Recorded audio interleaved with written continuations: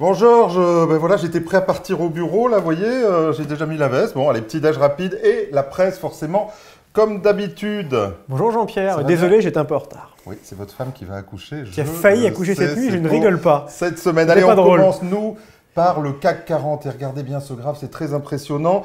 L'indice parisien qui est passé cette semaine au-dessus de son cours du 5 janvier 2016. 4 mois pour rien, donc, et beaucoup d'inquiétudes qui nous interroge forcément sur l'adage « Sell in May and go away ». L'indice parisien, Georges, qui perd quand même 10% en année glissante encore, ça n'est pas rien. C'est pas beau. Hein. Mais il y en a qui perdent beaucoup plus. Vous parlez... Jean-Pierre, vous ne parleriez quand même pas de vous. Je ne parle pas de mon excès pour des râles. Non, on ne dit pas excès, on dit surcharge. Bon, ne parlez pas de ma vie privée, s'il vous plaît, genre. Non, celui qui perd, c'est l'État français. Regardez, c'est très impressionnant cet article de l'Expansion. Le portefeuille boursier de l'État vaut 60 milliards. On était au 3 mars, d'accord, contre 84 milliards un an plus tôt, soit une baisse de 28%. EDF perd quand même 55% sur un an. Engie, 25%.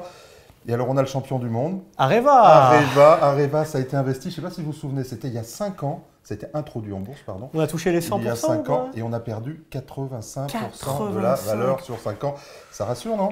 Ça fait au contraire super peur sur la capacité de gestion de l'État. Bah oui, on peut le dire. Hein. Et vous nous parlez un peu d'inquiétude, d'autres inquiétudes? Certains vous diraient forcément que je suis un éternel pessimiste. Je ne sais pas si c'est le cas, mais en tout cas, l'Europe a du mal à exister au-delà du Brexit et puis de la Grèce qui va arriver. Et forcément. du Grexit. Exactement. Enfin, ça, c'est pas sûr encore. Mais regardez cet article de BFM. Les Allemands n'hésitent plus à critiquer vertement le président de la Banque Centrale Européenne. Certains dirigeants de la majorité de Mme Merkel exige même que son successeur, M. Draghi, alors ça on parle de 2019, soit un Allemand, seule garantie aux yeux des Allemands d'un retour à une politique monétaire plus conforme aux intérêts des épargnants. Et même M. Chaubleu, qui est très sérieux, qui est parfois critique, mais qui reste quand même très policé et très gentil, nous dit que tout ça, tout ce qui se passe en ce moment, vous avez vu, les extrêmes montent partout. En Autriche, ça a été très très impressionnant. Exactement. Et les extrêmes en Allemagne seraient dus à 50% à la politique de la BCE, dit M. Chaubleu. C'est ce qu'il dit, donc c'est très énorme, critique. Hein. Exactement. Mais M. Draghi, il s'est exprimé cette semaine, en même temps, tous les mois il parle. Alors M. Draghi, c'est son boulot, hein, normalement, il parle tous les mois. Bon, ce mois-ci, il a parlé un peu pour ne rien dire, je dois dire.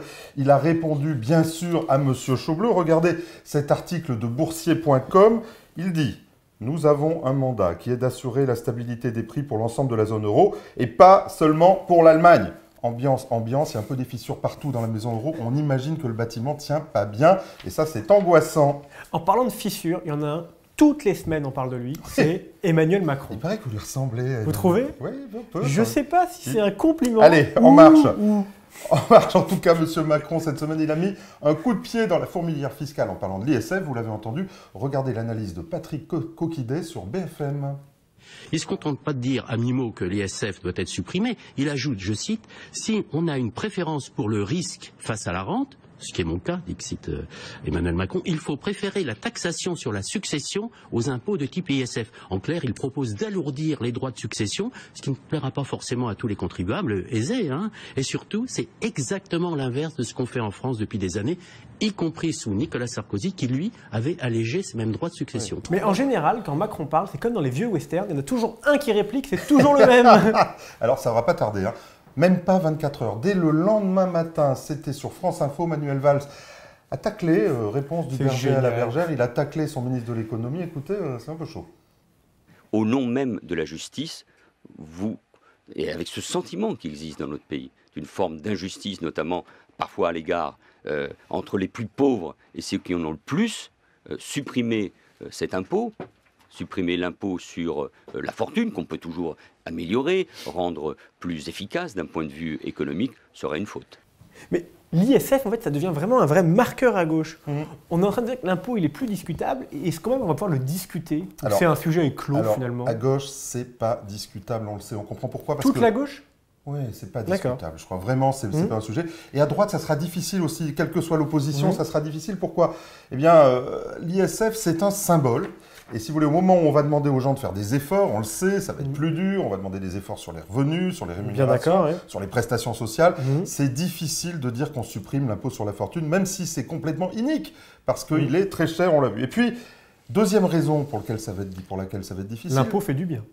Bah oui, l'impôt fait du bien, justement. C'est qu'il y a des niches fiscales attachées à l'ISF. Georges, on en connaît 2 au moins. C'est la philanthropie, c'est les dons aux œuvres. Et c'est très important. Tout à fait. L'investissement dans les PME innovantes. Alors, pour supprimer l'ISF, il faudrait faire preuve de beaucoup d'imagination. Et je ne suis pas sûr que l'heure soit à l'imagination en ce moment.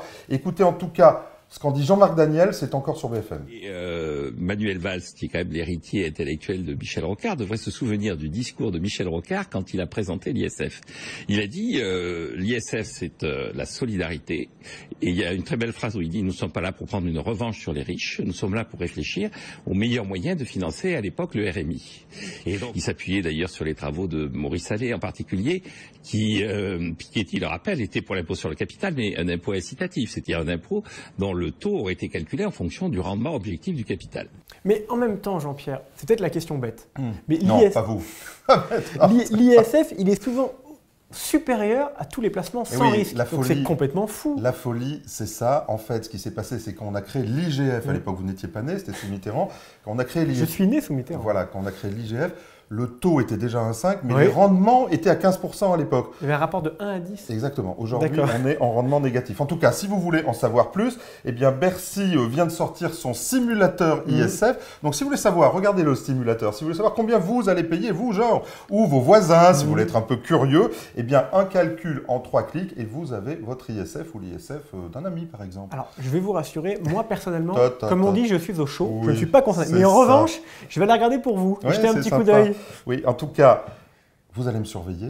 Oui. Non. Si. Vous allez faire ça? Vous allez me dénoncer? Je surveillerai aussi l'évolution de votre... Est-ce que vous allez me dénoncer? Non. Non, alors en tout cas, vous êtes surveillé. En Corse, on ne dénonce jamais. Oui, en tout cas, vous êtes surveillé. Figurez-vous, regardez cet article de l'AGFI, on parle de Tracfin. C'est la cellule qui surveille les transactions financières. Le nombre d'informations reçues par Tracfin a grimpé de 18% par rapport à 2014, 2013-2014 et 2014-2015, pardon. Et on a cumulé, tenez-vous bien, 43 231 déclarations de soupçons émanant de professionnels. Alors, ce ne sont pas tous les mêmes, les professionnels. Hein. Les avocats, ils ont fait une déclaration en 2013. Les CGP ou les CIF ont fait 25 déclarations. Alors, tout vient des banques. 29 500 déclarations, comme on imagine, Georges. Il n'y a pas 29 500 terroristes qui ont fait des mouvements financiers. Bien sûr que c'est vous, c'est moi, c'est tous les mouvements un peu anormaux. C'est Big Brother, vous êtes cerné. Le banquier est l'ami de Bercy, on sait bien. Il n'y a pas un petit excès de zèle quand même sur les banquiers? On ne sait pas. Bon, ça, concrètement, c'est un flop. Bah oui, même un joli flop. Je ne sais pas, chacun voit ce qu'il veut, mais moi je crois. Ça ne vend pas du rêve. Hein. Et vous auriez un top, quelque chose de plus oui, sympa? Regardez cet article, on est encore une fois dans boursier.com. Asterès et meilleur taux estiment en moyenne à, tenez-vous quand même, 6% la rentabilité locative. On parle d'immobilier, donc, en France pour 2015. C'est vachement bien. Et oui, en période de déflation, 6%, c'est énorme. Mais alors attention, c'est un taux brut. Alors, c'est pas la même chose qu'on parle de pierre-papier ou d'immobilier en direct. Là-dessus, il y a encore des charges. Là-dessus, il y a encore de l'impôt. Et malgré les 6%, on pourrait passer en taux négatif. Donc, c'est très bien 6%, mais il faut regarder ce qui se passe quand même. C'est pas si bien que ça. Oui, et oui, et oui. En général, on finit toujours avec un peu d'humour. On finit toujours par un juste pour rire. Faites-moi rire, Jean-Pierre. Bah oui, je suis allé à Nuit debout. Non. Si. J'y crois pas. Mais si. C'est où? Mais Nuit debout, c'est Place de la République, mon petit bonhomme, juste à côté de chez moi. Et moi, je pensais que Nuit debout, c'était juste le sujet de la fin de la loi El Khomri. Je croyais qu'ils voulaient se battre contre cette loi inique. Ils sont pas contre tout. Ah mais ils sont. Alors, il y a des ateliers absolument incroyables. Regardez, cette pancarte en photo, c'est dingue. Un atelier sexualité et plaisir féminin avec, figurez-vous, un petit show sur le plaisir. Alors attention, c'est pas pour vous. L'atelier n'est pas mixte, il est interdit aux hommes, mais il est néanmoins ouvert aux asexués, aux trans et aux personnes s'identifiant aux femmes. Alors Georges, vous n'avez plus qu'à vous appeler Georgette et vous pourrez aller à cet atelier, bien évidemment. Eh bien Jean-Pierre, je sais ce que je fais ce soir, c'est sympa. Nuit debout, atelier. Sauf si je fais nuit à la maternité. Et bien voilà, félicitations en tout cas. Merci. Et nos amitiés à la maman qui doit attendre ça avec impatience. Et nous, on se retrouve très bientôt pour un café et la presse. Et vous ne serez pas en retard, j'aurai pas la veste. Et le pain au chocolat, toujours.